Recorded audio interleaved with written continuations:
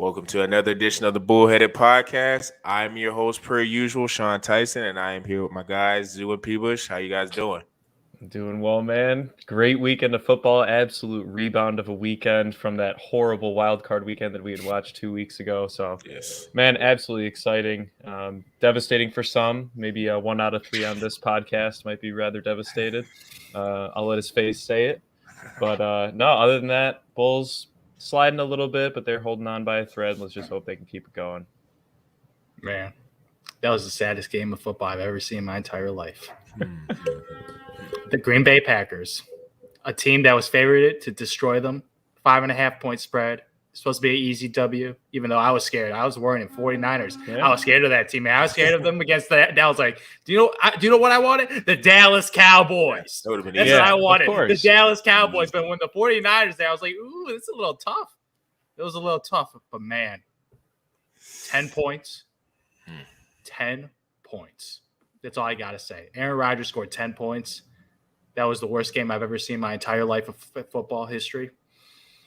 It hurt so much. That night was a sad, sad night, man. I didn't get much sleep that night, man. I just went straight to bed. I was just sitting there in disbelief for a couple hours. The next day, I woke up, felt sad, so I didn't leave my room for the next 7 hours until the next game of football game started. But my God, that game was so depressing. Zoop, welcome to just being a Bears fan week in and week out. I know. You get it once a year. I get it every now 18 weeks out of the year, pretty much. So. But it's such a tease, man. Number 1 seed, first round bye, Lambeau Field. It was cold. They're coming from San Francisco, not used to the cold weather. Still is. Yeah. And the defense played well. That was the thing. That probably is the nail in the back. Just the entire defense played its ass off the entire game, and you only mustered to get 10 points. You know, I don't feel too sorry for Green Bay fans because, like I said, pre-production, you guys had two Hall of Fame quarterbacks back-to-back, and they played a really long time. But that's probably one of the worst. Everything's in the moment, but that might be one of Aaron Rodgers' worst loss that he's ever experienced. Absolutely. I think it's ironic. Because you can't even blame the defense, man. Yeah. Right. That's always been his blame. The 49ers scored 13 points, man. Aaron Rodgers scored 7 points in the first 5 minutes of the game and had 3 points in the last 55 minutes. Shot out of a cannon. They shot out like they looked good. I was like, damn, it could be a blowout. First bad game of the week. I was like, I don't care, but I got my money on the Packers. But my oh my, I was so wrong. Yeah, I don't know. I do think that everything will work itself out with the Green Bay Packers, and they may get over the hump, but that will be contingent on Aaron. They're a joke. Figuring it out. Embarrassment. They got to figure it out. They're like the Dallas Cowboys now. They're just such a tease every year, man. They're such a tease.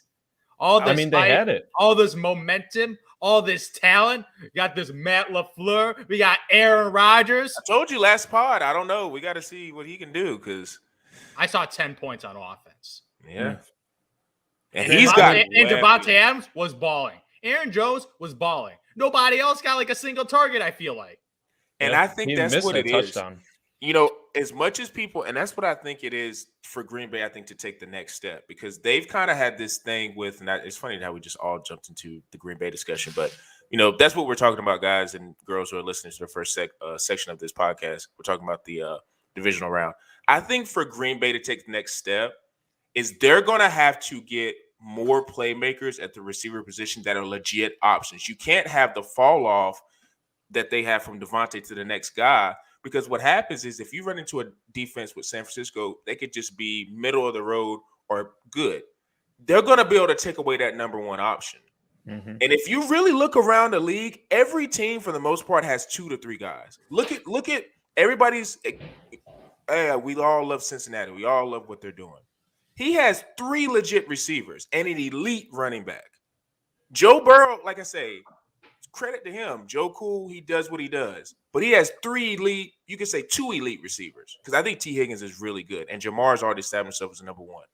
You go down the line, San Francisco, they might be an outlier, but their elite guy not only plays receiver as an elite level, he's an elite level running back. And they have an elite tight end. I think Green Bay has gotten away with the fact because their division has been kind of mediocre, so they coast through their division. And what happens is Devontae's been great. He's an elite number one, but they don't have that second or third star. Now they do have a great back, and I'm not excusing Aaron Rodgers because he gagged it. He didn't do well. We all saw that. But that's the only thing I can really see because unless he comes back, now if he doesn't, if he tends to go to another team, then guess what? You got to build with Jordan Love, and I guarantee you they're going to be getting some receivers in because he's not going to be in a position to be carrying the team like Aaron Rodgers will. But that's just my observation. Aaron Rodgers gagged it. He screwed it up. He didn't do well.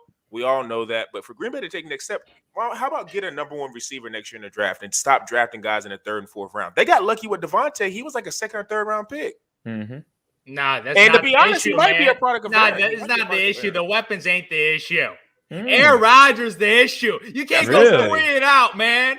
Okay, when that special team fiasco happened and they got a punt block for a touchdown, you got the ball back.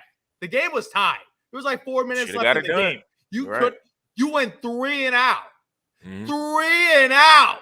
And Alan Lazard was wide open, and you're trying to chuck it at Devontae Adams, who was double teamed. Alan Lazard was wide open for a first down. That's Aaron Rodgers not trusting his teammates. He loves Devontae. I love Devontae. But Alan Lazard is a solid wide receiver. He was wide open. Yeah. That's and he would snow and all, we can put that aside, but he would have made that catch. I mean, he was wide open. He was wide Absolutely. open. Aaron no one's on him. I don't think he neglected him. I don't want to say he neglected him, but I just think he was so tunnel vision on getting it to Devontae Adams. It's just like you said. And the other thing, Mason Crosby missed a field goal in that game. He's been kind of going. Whatever. Jimmy G threw a pick in the red zone. Oh my! That's fine. That's fine. But still, that's 3 points they got right so there. many opportunities, man. I'm still taking. Obviously we can get into the whole coin toss situation, but if it had gone to overtime, I would still take Rodgers in that game. I think he would end up winning it.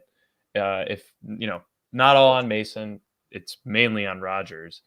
But, man, I think, like you said, Sean, their best teams that they've ever had, they had Greg Jennings, they had Jordy Nelson, who really came on when they won the Super Bowl. Jermichael Finley was a solid tight end back in the day for him. He had options, and now he's only really got 2, and they actually have to start utilizing Aaron Jones in the slot more to really expand those weapons. So, yeah, I don't know what they're going to be able to do if they have to start paying. I just feel like Green Bay has been a franchise that's, like I said, they've been blessed with 2 Hall of Fame quarterbacks. So they feel like, well, we're going to be smarter than everyone else. And we're going to draft these playmakers in certain rounds and not really go pay and get the first round talent. Because if you think about it, a lot of free agents don't go to Green Bay.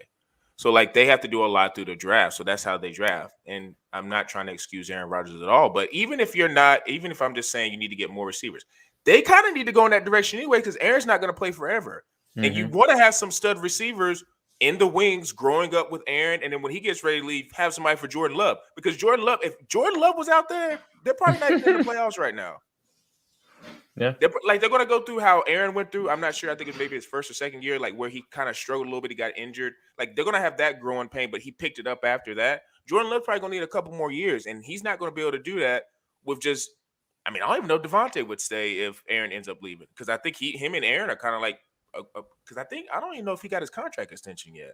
They were going to franchise tag him, if anything. So if they end up doing that, he might end up leaving after whenever, because I think you only do it twice with the franchise tag, I think. Yeah. So if that's the case, then if Aaron ends up leaving, I don't think Devontae's going to want to stay. So they got to start paying the piper and putting weapons out there, not so much for Aaron Rodgers, but for their next quarterback. Because their next quarterback, if he's the real, you know what I always think of is Dak. Dak wouldn't be half the quarterback if he didn't have those weapons. If he didn't have Zeke, Amari, CD, the Cedric Wilson, they got a lot of guys. Blake Jarwin, those guys at tight end, they got weapons. Dak ain't half of that if he just had CD and that's it out there and a bunch of 2 and a bunch of 3s. Dallas probably wouldn't even be in the playoffs. But Aaron Rodgers, if I was him, and this is probably being dramatic, he probably just needs to, hey, Green Bay, did my time here. He needs new scenery, because that type of loss next year. What are we going to be talking about next year? His training camp situation. Aaron Rodgers gets his shit together against the 49ers, man. He's been swept by them in the playoffs. They've been owning them.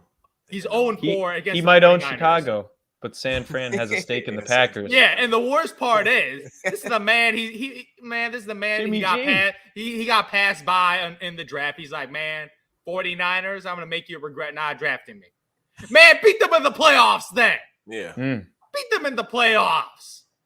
They got Jimmy Garoppolo, a mediocre quarterback who could barely get touched. He got no touchdowns, man. All he does, Elijah Mitchell, Deebo Samuel. Yeah. That's what he does, man. You almost wonder if they would have been does. better on the road or something. Maybe they're just not good at home. Who knows?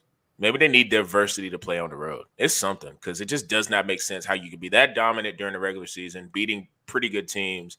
They were dropping points, man. They're dropping 27, 30 points a game. They were rolling on offense. Yep. Especially the way the Packers finished the season. Oh, I had him on fantasy football. He was going off, man. He's dropping 300-plus yards, 3 tutties. Where is that, man? The guy has 0 passing touchdowns. Yeah.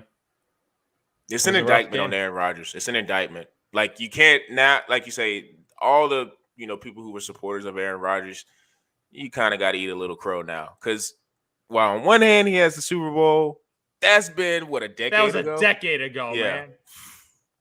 It's not a lot of defending you can do. Rise and fall, man. Yeah, it's not a lot of defending. Like you say, he might just be a regular season quarterback, and you can talk about matches all you want to. The defense showed up. So in that instance, they were phenomenal. Yeah. They were phenomenal. I don't know. We just spent 13 minutes on Aaron Rodgers. That tells you how disappointed we are in Aaron Rodgers. What a waste. Yeah. It was the worst game, and that's what we're focused on. Yeah, we focus on that because it was just so disappointing. He had the lowest scoring team in the playoff weekend. All right, well, here, how big goes Zoo? Do you think that the Titans also need to move on from their quarterback? Because, my God, man, he threw 3 picks in that game against the Bengals, especially when your boy Derrick Henry's off an injury, getting barely 3 yards a carry. You can't place any reliance on your quarterback, and he throws 3 picks, man. Oh. Is anyone surprised? Nah. Ryan Tannehill, man. He's getting up there. He had 2 good years with them. I think they need to let him walk. He's a product of Derrick Henry. Let's just call it what it is. If he played with Zeke this year, they're probably not in the playoffs. Derrick Henry carried that team. I don't know, man. He Dante Foreman, man. Dante Foreman, 66 yards on 4 carries. Yeah. Pretty good, man. Looked pretty good. He did have that huge explosive run. I did see that. Yeah, he did. Yeah. 45 yards. AJ Brown had a monster game. Yeah, when he's healthy. Yeah. He's a freak, man. He's a I'm pretty sure only 80 of Tannehill's 220 yards was to other receivers. I'm pretty sure AJ Brown had about 140 of his 220. Yep. Absolutely ridiculous. Julio did have some good catches too. I thought they were actually targeting him a lot in that game. Mm-hmm. Mixon just really once again couldn't get going. Burrow just kind of had a mediocre day, but they just pulled it out. Their defense came up big. I thought that the key to that game was just keeping Derrick Henry from breaking off any sort of even a 15-yard run. Because if you can not even allow him to see that, especially coming off an injury, there's only so much he can do. He's still got 20 carries. Yeah. That was also kind of a rough game, but I'm glad the Bengals won, man. Dude, Joe Burrows, man. McPherson. My Lord, man. Drafting this rookie, man. Coming in, hitting clutch field goals. Calling game before even going for it. Man, we go in the AFC title game. You know what that's called? The Sam Cassell celebration. Big balls, man. That's what he got. That's what that is, man. This dude's just going around like this and kicking a field goal. I'm just like, oh my Lord, man. He got it done. Joe Burrows with that offensive line issues, just trying to survive. Still throwing sacked over 9 times. Yeah, dude. I'm just like, dude was dying out there, man. He was dying out there. He still was able to throw over 348 yards. Jamar Chase, what more can we say about Jamar Chase? Elite. Too good. Dude, rookie wide receiver dropping back-to-back 100-yard games in the playoffs. All pro? Not the regular season, the playoffs. Yeah. My Lord. All pro is a rookie, man. That's not easy to do. Man, this dude's ridiculous, man. 6 targets, 5 catches, 109, man. My Lord, what a nuclear weapon that they have over there in Cincy for the next decade. Decade with Joe Burrow. Chiefs could struggle. Chiefs could struggle trying to stop him. Man. Yeah, Jamar, I think I'm to the point now he's just going to get what he gets. Like, he's kind of the guy like you you could have a game plan for him, but he's just gonna get open. So I would just hey, Jamar's gonna get his yards, and I would probably be more focused on trying to stop Boyd and Higgins and Mixon because, yeah, man, Chase. And you know what, Chase? He doesn't like Justin Jefferson, for instance. Like when you're watching his highlights, he looks way more explosive. Justin Jefferson, I'm saying, as like a route runner. Jamar to me seems not as explosive and overly fast, but he's just always open and catching and making tough catches. Yeah, like you don't look at him. Go ahead. I think it's just how he steps, man. I think he's so like light on his feet that his cutting is what makes the difference with him. I think like he's not that fast. Like he's fast. Let's be honest, but he's not Henry Ruggs fast. You know, like some of those guys that we've seen throughout the years. But his route running is ridiculous, and it's to what like Devontae tweeted, man. He's like, run real routes in practice because that's what you're going to be running in games. And I feel like a lot of these up and coming wide receivers have been doing that. The JJs. Cooper Kupp, another one, always wide open. Yeah, Jamar Chase. Yeah. It's all just they run those routes all the time because they know if I just keep doing this, I'm going to get open on this every time, and you can't do anything about it. So, and the chemistry with Burrow and Chase is definitely showing. Not even just in the playoffs, but since they've been playing, like they had those couple hiccups in the preseason, but after that, you kind of just can tell they've been playing ball together for a while, and that's smart on management to listen to your franchise quarterback to get the guy that he wants because.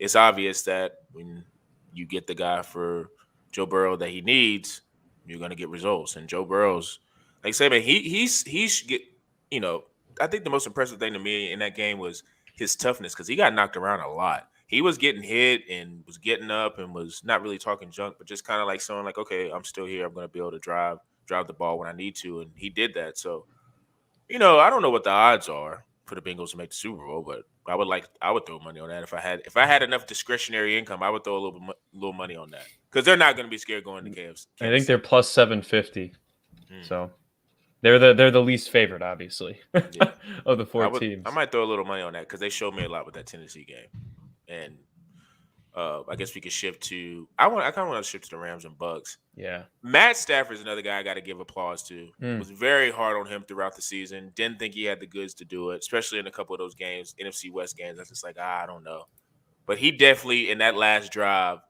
stared Tom Brady dead in the eyes and said, "Not today, sir. I'm going to get this team down the field." It's happened like that throw to Cooper Kupp. The only thing that would have made that better is if maybe there was 14 seconds on the clock and he threw that and that was like a walk-off touchdown. That would have the only thing that would have made it better. But the fact that he laid that, and like you say, apparently if you look back at the play, that was supposed to be like a kind of an all-out blitz. There was a couple guys that still blitzed from the secondary and I think linebacker positions. But he laid that thing just perfect to Cooper Kupp. And that right there was a throw that I got to give Stafford his credit, man. Because like I said, I was very hard on him because, you know, you came from a loser franchise. And you just don't think a guy that's been consistently losing all the time is going to be able to show up in big moments like that. And I guess what I learned is sometimes players just need opportunity. Like it's just sometimes it says more about the Detroit franchise that Matt Stafford left them, went to the Rams. Granted, he's got better talent on the outside, but he did have Calvin Johnson, and that Calvin Johnson. Yeah, he did have Calvin Johnson, but he came in and is one step away from putting them in the Super Bowl. Now, if I'm Jared Goff, I'm not impressed because I would be like, hey, I made it to the Super Bowl. So, but he looks like the type of quarterback, if they make it to the Super Bowl, I would pick them to win. If I was like, depending on the matchup. Because Stafford, if you really go back and look at it, like they was on Tampa Bay's ass. Like that game was not close. And if it wasn't for the Rams imploding, like that game would have been a blowout. It was their game to lose, and they almost lost it, man. I mean, they have 4 fumbles. Cam Akers fumbled twice. Cooper Kupp actually fumbled. That was ridiculous. And the Jalen snap Ramsey over got the center. Torched on one play with Mike Evans. Mike Evans. Yeah. Mike Evans had a big game. Evans, man. Shout out to Mike Evans, man. Yeah. So productive. But I thought he was really going to do it there for a second. I was like, not again, man. He came back from 28-3, and it's funny because I think Al Michaels actually made that call live. He goes, hey, man, Tom's been here before. If he does it again, and then boom, quarter later, it was 27-all. And ridiculous, this time, somebody else left too much time, and it wasn't for Tom Brady. It was for Stafford, and he came through, man. To the guy that he's been working with all year. Cooper Kupp came through, man. The dude was open all the time, man. My God, that dude's route running is unbelievable. Unbelievable, man. Oh, my goodness. Cooper Kupp, man, 183 yards, man, on 11 targets. Jesus Christ, man. Yeah, he's a machine. Like it is wild how Matthew Stafford in his career, he has played with Cooper Kupp and Calvin Johnson, who both have in the top 5 all-time receiving yards. Yeah. That is why it's Matthew Stafford has been the quarterback. I don't know if that's a causation or correlation, but that's interesting. Like Cooper Kupp having his historically great year and Calvin Johnson with his historic years, but it's something to know. And my Lord, Cooper Kupp, man, what a stud. You could argue Stafford's like the most underrated quarterback in the last 10 years. I think we just never got to see him do anything. He's not. But the thing is, right now in the playoffs, he hasn't been throwing picks. Yeah, that's been the key. That's been the difference. Like 2 touchdowns on high volume, like 338 passes, 366 passing yards. Like he's going high volume right now. He's got 0 interceptions, and I think that's the key for him to being successful. Because in the regular season, he was like a little on and off with the picks. Like he would have games where he'd throw multiple picks, and that's just putting the defense in a hole. But right now in the playoffs, taking care of the ball and playing aggressive. And I don't know dinking and dunking. We're going for it. We're going for it, man. When you try to beat Tom Brady, you gotta go for it. So he played aggressive, and they got rewarded. And I got to shout out again, Sean McVay, man. This dude's a hell of a head coach, man. Dude's a hell of a head coach, and they're getting it done, man. And it looks younger like than Tom. That's crazy. And he beat him. He got his revenge, man. He got his revenge on Tom for that Super Bowl. Yeah, man. And they almost pulled it off. That was like, but that was more of a product of LA doing it. Like they messed themselves. It wasn't so much the Bucks were good. Like, I still think if they were play that game again, I think the Bucks, or not the Bucks, but the Rams would probably win convincingly. So they screwed themselves over more. And transition to the last game, Josh Allen. The thing about him, I think, is underrated.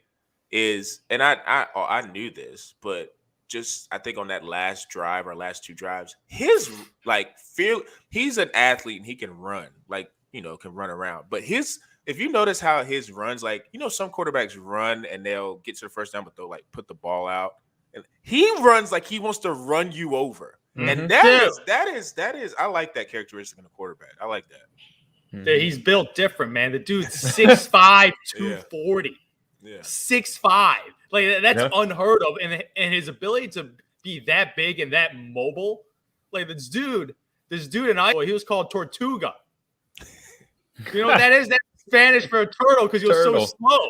He was so slow back in high school. Dude, the NFL, man, he's like freaking beast, 6'5". Like the bigger this dude is, the faster he is right now because this guy legit is like a linebacker running people over when he runs the football. Because like I said, Josh Allen is the best running back on the team. And this dude is legit a dual threat. And some of those touchdowns, shout out to Gabriel Davis. Oh, went off. Look at a monster. What is this dude? Beast. Dude was always open. Stephon was drawing the coverage and he was taking advantage. 10 targets, 8 receptions, 201 yards. My Lord, man. That 4 is touchdowns. That is unbelievable. So I thought the difference maker though was Mahomes actually matched Josh Allen in rushing in this game. And that set up the Chiefs sneaky so many times. It bailed the Chiefs out of, maybe some 3rd and 8s, 3rd and 7s. Mahomes would just get it. He had that one really long, I think it was like a 40-yard run. Absolutely ridiculous. In such a close game where it was going back and forth there at the end. That 70-ish yards that he put on the ground, especially when Edwards-Helaire still, had some nice runs, but really, still coming off an injury. Darrell Williams wasn't playing. McKinnon did have some big plays too. But that Mahomes running game definitely saved the Chiefs in a couple instances. But there was a bet. There was a bet that was like that I saw. I didn't do it, but it was like a bet saying over under Mahomes rush yards 20. And I feel like that was relatively low because I feel like in the playoffs, just his recent history in playoffs, he always has those 15, 20-yard scampers, 1 or 2 a game. He always ends up doing that. Yeah, he always usually does that. So I was like, that could have been free money for somebody. But what a ridiculous game! Virtuoso, man. I'm gonna keep beating this drum, dude. Kelsey's going up there in the tight end rankings. One of my homeboys hit me up, and he was just like, whoa, hold on, Gronk. I get it. Gronk's a way more complete tight end. But Kelsey, just go look at his receiving yards alone. They're like wide receiver numbers. Automatic 1,000 yards every year. Every year. He's always open. He's the one that's always open. He's another one of those guys. And and if you really look at all their close games, go look at who he always looks to. It's always Kelce. Yeah, security He blanket. always looks to Kelce. I mean, Tyreek and those guys get open and they're big play guys, but he's always looking for Kelce. And if Kelce's not there, he's usually either chucking away or scampering for another 10 yards. And shout outs to Travis Kelce, who got that touchdown. And I hit my parlay, baby. Travis Kelce tutty, baby, on the last play of the game.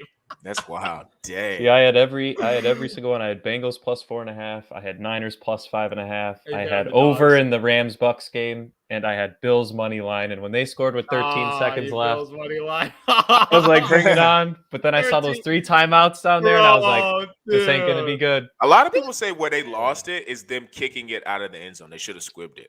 Yeah, they should have. They should have squibbed it. Yep, I agree, man. They had at least take 5 seconds off the clock. That Yeah, takes one of those plays away. They would have had to Hail Mary it. You know what I think that is a product of, though? I think it's because that was such a huge moment, and it was just so overwhelming of like, oh my God, like we're gonna do this, we're gonna win this game. That you're just like, you're probably just like, kick it off. Who cares? Yeah. You're not thinking strategically, which you should be, because there's got to be somebody probably on the staff that's like, no, hey, we should be squibbing this, and I don't know, maybe they did or not, but that's what cost them the game, because Mahomes, that's 13 seconds too many, 13 seconds too long. Yeah. And that pass brought him back. Man, that pass to Tyreek, man. Well, you got Tyreek Hill, man.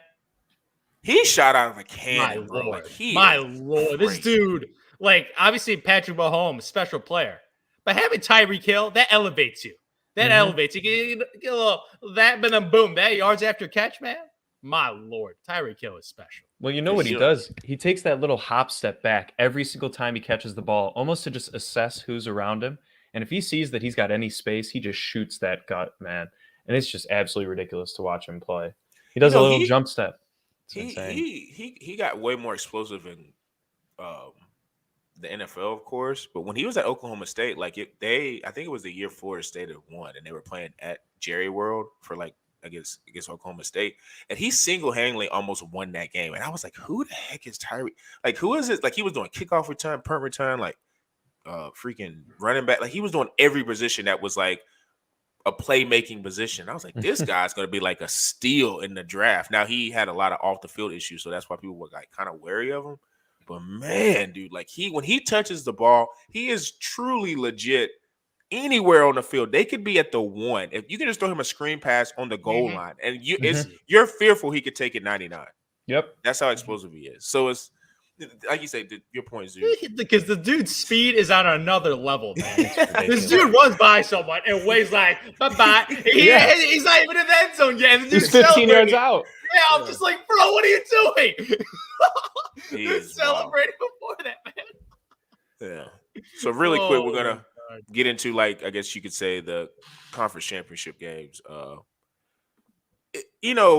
To me, the most interesting matchup is the Bengals and the Chiefs, just solely off of they played not too long ago in the regular season, and the Bengals got the better of them on that. So I want to see kind of how Kansas City comes into that game. Like, we're trying to get you guys. The Rams and 49ers, that is the hardest one for me to pick, because I can make a compelling case for both teams. Like, 49ers, momentum based.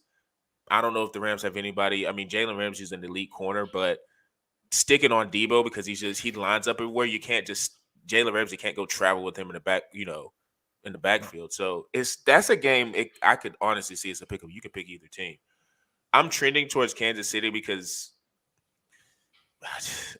at some point, youth has got to matter with the Bengals. Like, you can't just be free. The Atlanta Hawks to the Super Bowl. Yeah, that's my things about Cinderella stories, man. The Atlanta Hawks, right, Zoo? Yeah, exactly. Ain't gonna end pretty, man. Cool story. Yeah. Now the real dogs. You're playing the Kansas City Chiefs. You're not playing against Ryan Tannehill anymore. Yeah. Ryan Tannehill. You're playing against Patrick Mahomes with those weapons. They going back to the Super Bowl, man. It could be a shootout. Because Burrow had to have a virtue. Burrow will be throwing it, and I feel like they might be going on 4th down too. They're going to be ultra aggressive like the Buffalo Bills, but yeah. And remember, the Niners also beat the Rams both times this year. They won an overtime in the second game, and they blew them out the first time they met up. I didn't know. I totally forgot about that. Yeah. So I mean, it's not like they, and that was with Kittle out. I think he might have missed the first game when they actually blew him out. He might have been back because I think that overtime game was week 17 or 18. But look, Sean, I'm with you, man. Whatever, the Rams probably are going to be about -3 just because of the home field advantage, even though they're, San Fran's going to travel. Let's be honest. Yes. It's only about a 40-minute flight. Game, they're traveling, yeah. LA is not a very home field advantage type town, similar to a Miami, I guess you could say. Yeah. But I'm going with the Chiefs, and I'm going to go with the Rams. I do think those, Zoo got to do the Zoo tactic, pick the favorites, but I would prefer. Yeah, true. Not last week. True. Besides the Chiefs. But I would actually prefer to see like a Rams Bengals game. I think that would be interesting. Just kind of a very veteran defensive team versus a very young offensive team. I think that's a good storyline. Because we all wanted Chiefs Packers, man, but your boy choked. Yes, Aaron, man. Screwed that all up. I'm never gonna get that matchup is over. Well, unless Aaron goes to a new team next year and he erases. Man, Aaron Rodgers, man. I don't know. I just feel a lack of like anger, competitive spirit. He doesn't got that Tom Brady. I'm pissed off at losing, man. He doesn't got that. I just feel like he's like, man, I'm Aaron Rodgers. I got my chill life, man. Life is good. I'm like, fuck your life, man. I want pissed off Aaron. I think him winning so early screwed that up. Spoiled him. True. If he would have won in like 2016, I think he would have maybe ran off more championships and been more hungry. Then again, I think him winning so early, you have that kind of Brady won young. In the bag. Yeah, but I think Aaron had more to do with his winning early than Brady did. Brady was carried by his defense. Plus, it matters where you're drafted. I know Aaron's pissed off that he got drafted late in the first round, but Brady was like a 6th-round pick. He's always got that looking up the hill like type mentality. He never. That's what made him as good as he is now, because he, in his eyes, felt like he should have been an early round draft pick, but he didn't get drafted to the sixth round. So he's going to always have that underdog mentality. Yeah, I think for me though, Chiefs and Rams is what I would most likely want to see and what I would pick. I kind of forgot that the 49ers won twice, so that means I automatically have to pick the Rams because it's hard to beat a team 3 times. Yep. I just thought of it. Is this going to be a rematch? Chiefs, 49ers? Oh yeah, I was thinking about that. That's the one I'm trying to avoid. I'm just like, dang, a freaking rematch, freaking defense versus offense again. Yeah, same quarterback. Debo being even more, and Debo being way more involved than maybe it would have been. This, what's going to be crazy though? Say that does happen. What do you do at San Francisco if Jimmy G wins the Super Bowl? Because it's obvious that he's not the quarterback for them. They're winning in spite of him. If they win a Super Bowl, it's not going to be because of him. Trey Lance, sit on the bench, man. We're gonna ride with the guy, even though he's just riding the bandwagon, man. The defense, the running game. If you win a Super Bowl, you got to reward that, man. You got to pay the man and let him keep his job because he didn't have to do more, man. You think it would become like how Foles and Carson Wentz? Yes. Yeah. Philadelphia, you're done for the next. I give you a break for the next 20 years, man. You got a championship, man. Yeah. You're off the hook for the next 2 decades. You won a championship. Think about the Philadelphia Eagles got a championship before the Cowboys. Mm-hmm. With all the talent the Cowboys have. That is, and the Giants got 2. Talk about America's team, man. That's just so embarrassing. That's probably the most embarrassing story in the NFL. The Philadelphia Eagles and the Giants have been more relevant in the division than the Cowboys were, but they still get all the pub. I see why people hate Cowboys fans because it's like you would think the Cowboys if you just came from outer space and landed and watched sports news for a week, you would think the Cowboys have won the last 12 Super Bowls. You would think that. You'd be like, God, this team they keep talking about every day, they've won every Super Bowl. Like, no, actually, it's been since what, the 90s that they won one? Yeah, it's just a very 90s thing for America to say, man. That's all I'll say. Yeah, it very fits the 90s, man. Yeah.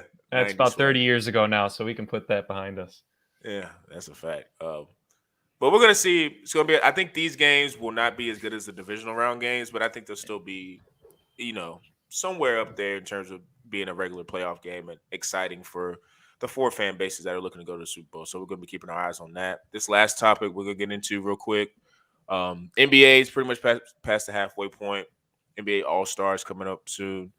So we thought to, give you guys, because a lot of people are doing the fan voting and all that type of stuff for the NBA All-Star starters. So kind of want to get the guys' thoughts on who they would have personally in their I guess, starting five for the East and West. And P. Bush, I'm gonna start with you.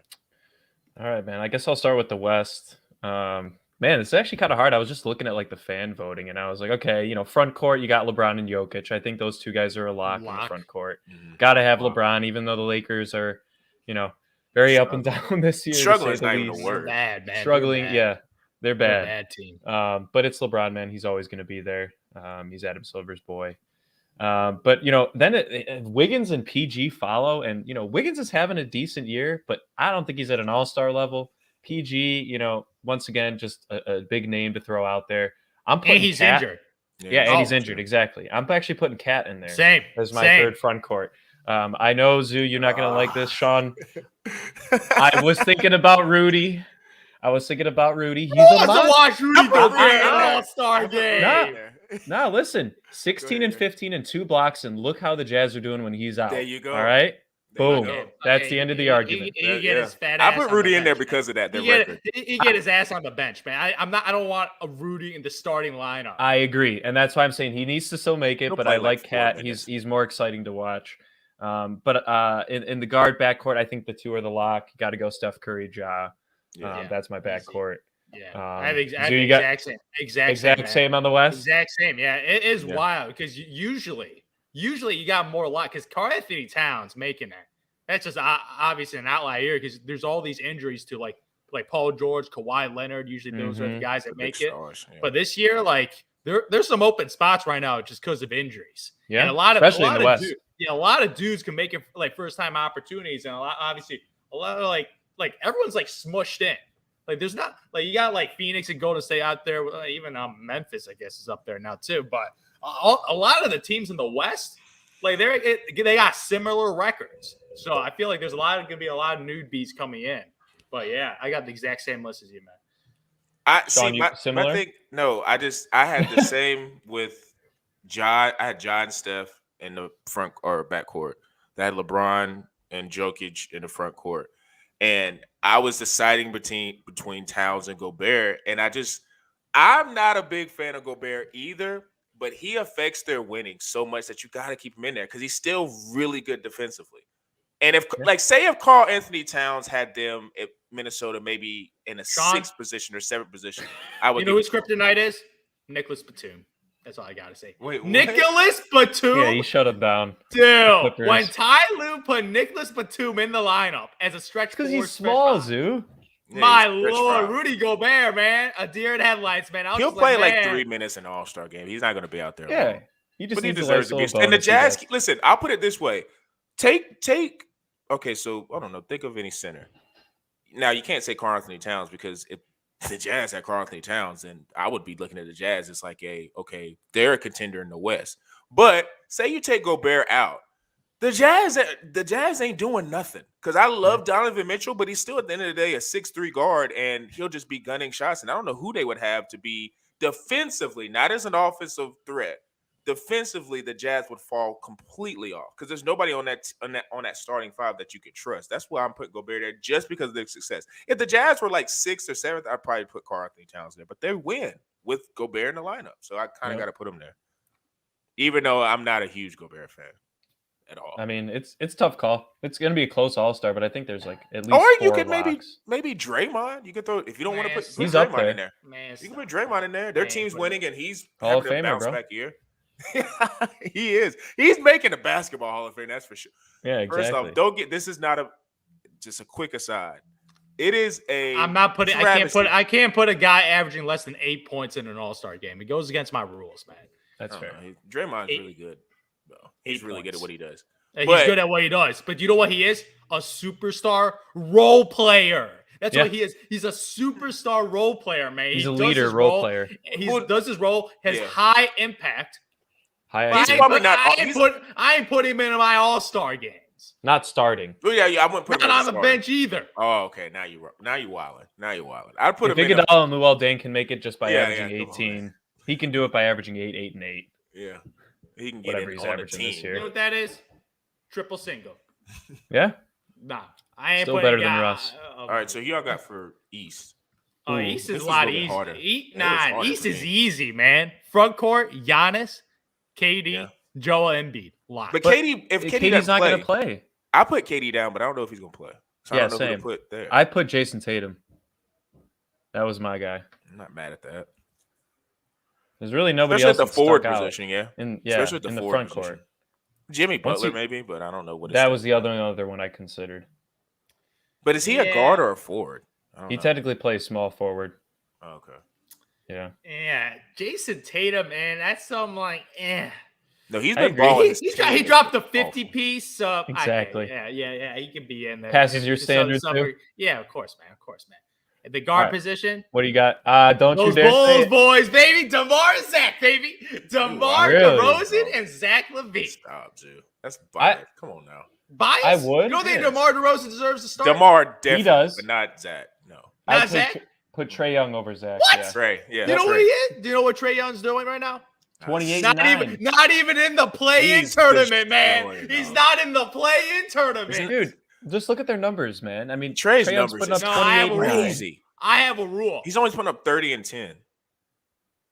That's crazy. Then you can't put Cadden over Gobert. He's not in the play-in tournament, man. Then you can't put Cadden over Gobert. Get him, P. Bush. No, Minnesota is in the play-in tournament. Oh, they're come on. They're in the 7th The Hawks seed, are like 12. Bullshit, the Hawks are man. like 12. Come on. Dude, they're 12. Dude, they're only in front of teams that are tanking. Orlando, who's openly tanking. Detroit, who are tanking. And the Indiana Pacers, who the GM said, we're selling our entire roster. They're only better than 3 teams in the East, and all of them are trying to lose games. They're actively trying to lose games. So out of the teams in the East that are trying to win, they're dead last. Unfortunately, though, Zoo, it's going to be Trae Young over Zach. Yeah, it's not. He's leading him in votes. That's just a fact. Yeah, it's going to be him. Hopefully, the coaches take a look at their record and be like, "God damn!" Don't worry, he'll still make it. They're not in the play-in tournament. Play-in. I'm not talking about the playoffs. I'm talking about play-in. They will get there, Zoo. Don't worry about it. Well, we're talking right now. We're looking. Where were they last year at this time? Well, they fired the coach and got Nate McMillan. They ain't firing no coach right now, man. They could make a trade deadline move. We don't know that. Zach will make the All-Star team, but for sure. Plus, I might have some time too. Yeah, you're putting an All-Star starter that's not in the play-in tournament. Yeah, because he's basically averaging 30 and 10. Yeah, I'm gonna do that. Sorry. Absolutely. 30 and 10 is hard to do. Over 24 and plus, too, and he's like 6 foot, 130 pounds doing it. What's that have to do with anything? He's super small. I don't care if he's 4'2", man. I don't care how impressive he is, how skilled he is. I'm looking at 24. He's not in the play-in tournament. That's it. That's a team game, though. This is it's All-Stars a team individual. Game, but do you know it's a team game? But there's only 5 dudes on the court. What was Zach LaVine's stats last year? I'm pretty sure you was trying to see if Zach 27, 5 and 5. And you would have, and he was he an All-Star last year? Yes, he was an All-Star on the bench. He deserved to be on the bench because his team was Garbo. And right now, the Atlanta Hawks, as I predicted, they are garbage. The Bulls were worse than the Hawks were right now. No, they were at the same exact spot, man. Outside of the play-in tournament. If we're really being frank, the play-in doesn't really mean you're in there. You have to play your way into the playoffs. It's not like you're in the playoffs. Well, exactly. It'd be different if they were like a 6 seed or they're not in the playoffs or the play-in. Do you know what they are? The garbage shoot, man. Chilling with the Orlando Magic, Detroit. 30 and 10 is impressive. Trae Young's also great to watch in the All-Star game. They both are. Obviously, so is Zach. Yeah, he's great. They're both going to make it, but I still think Trae Young. They need a ball handler. He's great to watch, and he'll be chilling on the bench. And you were talking about the coaches, Zoo. I'm pretty sure that when the coaches are voting on these players, they game plan way more for Trae than Zach. Absolutely. Way more. They're probably game planning more for DeMar on the whole team because it's more of a team effort, I feel like, with the Bulls. But like if you stop Trae with Atlanta, like John Collins, like DeAndre Hunter, no. Kevin Huerter, let's go, baby. And he's averaging 10 assists with guys like explain the record. He played all those games. Defense. Defense is awful. Yeah, you know why? Trae Young sucks at defense. He's part of the problem. But nobody cares about defense in freaking All-Star games. Exactly. Nobody. I'm talking about starting. I'm talking about starting on an Eastern Conference team. Oh, man. Playing Look, dude, I want to see them both start, but I just don't. It's not going to happen. That's how I feel. Like, no, I don't, because I think Trae Young didn't make the All-Star team last year, I take that back. Trae Young didn't make the All-Star team last year. Wait, so what is the votes? It's fans, coaches, and what else? Media. Yeah. They need to weight the fans down this way, man. The fans actually do have too much of a say, I feel like. Yep. Because what is it? Andrew Wiggins has had a good year, but wasn't he like really high in the All-Star voting? Third in front court. Yeah, that's crazy. Yeah, that Golden State media team, man, they're doing some work because Andrew Bay Wiggins Area ain't no All-Star.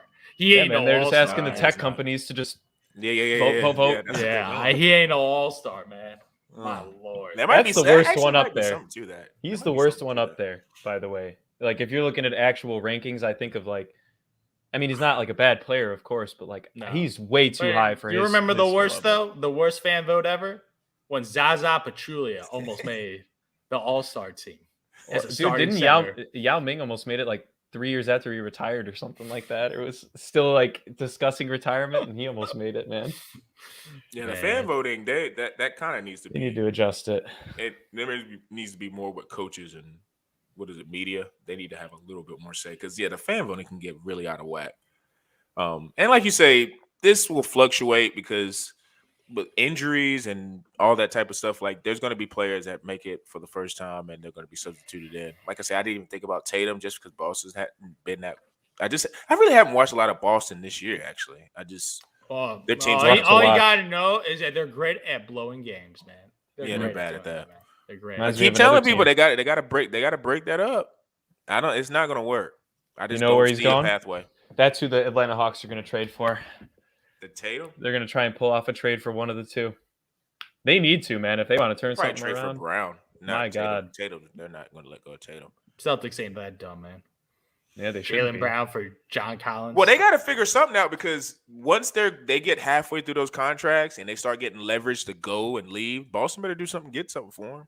Yep. Until Boston can get I don't know how they can do it, but either through draft or free agency, they got to find a point guard. If they can't find a point guard, those two are never going to be maximized. So maybe Jaylen Brown is from Atlanta, Metro Atlanta, maybe. Actually, isn't a bad. I don't know what they would actually give Boston back, but Collins, Herter, couple picks. Especially if they're going to finish bottom this year, those picks could be worth something. And you could just, groom maybe around Collins and find some picks. Yeah. But I don't know. They either need to get a point guard or just break them up.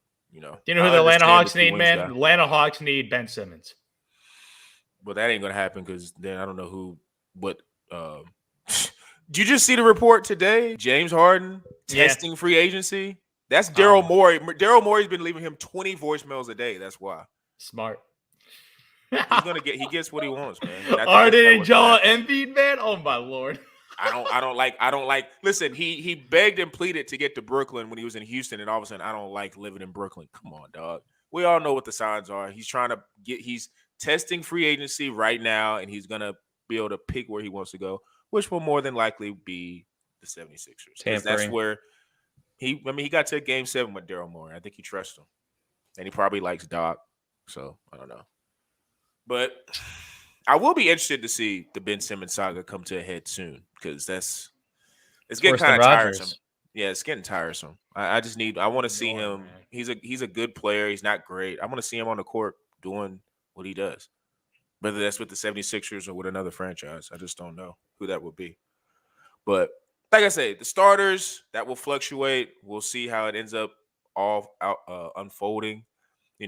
NBA, like I said, there's going to be a huge topic on this podcast coming soon because, with the championships coming up this weekend and then the Super Bowl, that's going to be it for football, and then, we'll have the little necessary break and then we'll start talking a little bit about draft and stuff like that. But the NBA is going to start picking up, so you guys need to tune in for that.